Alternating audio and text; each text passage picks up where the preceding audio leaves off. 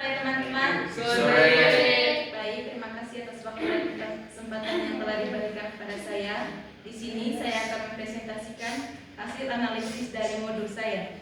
Yang pertama itu kesesuaian materi dengan capaian pembelajaran. Capaian pembelajaran yang tercantum dalam modul menyatakan bahwa peserta didik mampu memahami apa itu hak dan kewajiban, serta contoh hak dan kewajiban di lingkungan keluarga dan sekolah. Secara umum, materi yang disajikan sudah sejalan dengan CP tersebut. Materi mencakup pengertian hak, contoh hak anak di rumah dan di sekolah, pengertian kewajiban, serta contoh kewajiban anak di rumah dan di sekolah.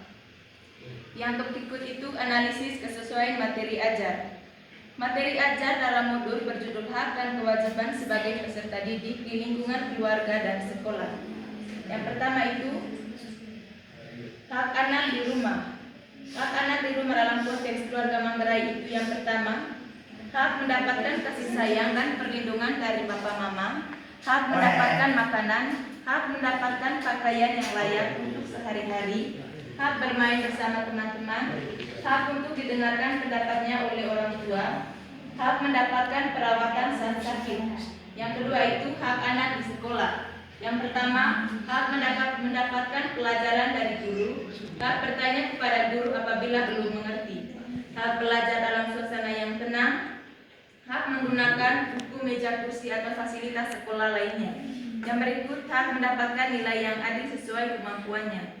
Yang ketiga itu kewajiban anak di rumah dalam konteks keluarga Manggarai. Yang pertama itu menghormati orang tua, kakek, nenek maupun kakak dan adik. Membantu pekerjaan rumah sesuai kemampuan, misalnya menyapu, menyuci, memasak, menjaga adik, dan mencari kayu bakar. Membantu orang tua di ladang atau sawah pada hari libur. Menjaga kebersihan rumah dan lingkungan sekitar. Belajar dengan rajin agar bisa membanggakan keluarga. Ikut serta dalam gotong royong di kampung sesuai kemampuan. Yang terakhir, kewajiban anak di sekolah.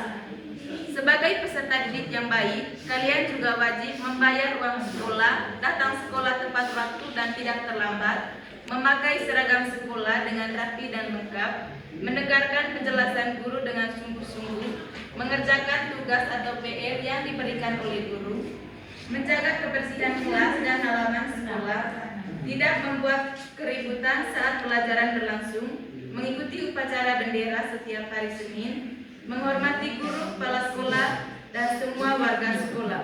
Materi ini sudah sesuai dengan capaian pembelajaran karena membantu siswa memahami apa itu hak dan kewajiban serta contoh dari setiap hak dan kewajiban akan di lingkungan keluarga dan sekolah dengan menggunakan bahasa yang mudah dipahami oleh siswa SD kelas 4. Yang berikut itu evaluasi terkait dengan bahasa yang digunakan.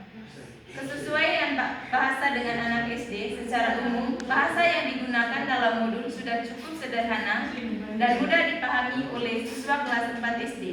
Hal ini terlihat dari penggunaan kata-kata yang sering dijumpai dalam kehidupan sehari-hari anak seperti hak dan kewajiban, membantu orang tua dan belajar dengan rajin. Kata-kata tersebut tidak terlalu sulit sehingga siswa dapat dengan mudah memahami maksud dari materi yang disampaikan oleh guru. Selain itu, bahasa yang digunakan juga dekat dengan pengalaman hidup anak. Misalnya, contoh kegiatan seperti membantu orang tua di rumah, belajar di sekolah, atau menghormati guru. Contoh-contoh tersebut sangat baik karena anak SD lebih mudah memahami materi jika dikaitkan dengan kegiatan yang mereka lakukan setiap hari.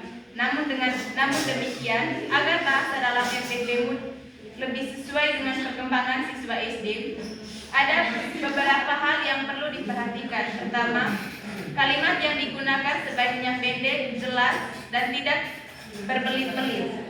Anak SD biasanya lebih mudah memahami kalimat yang sederhana dibandingkan kalimat yang terlalu panjang.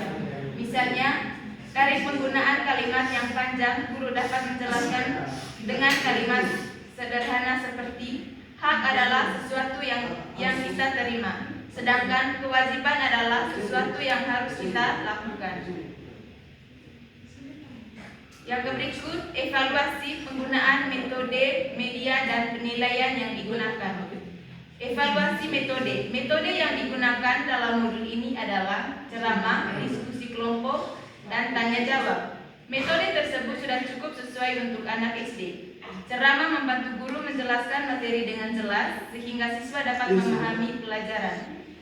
Diskusi kelompok membuat siswa belajar bekerja sama dan saling berbagi pendapat dengan teman.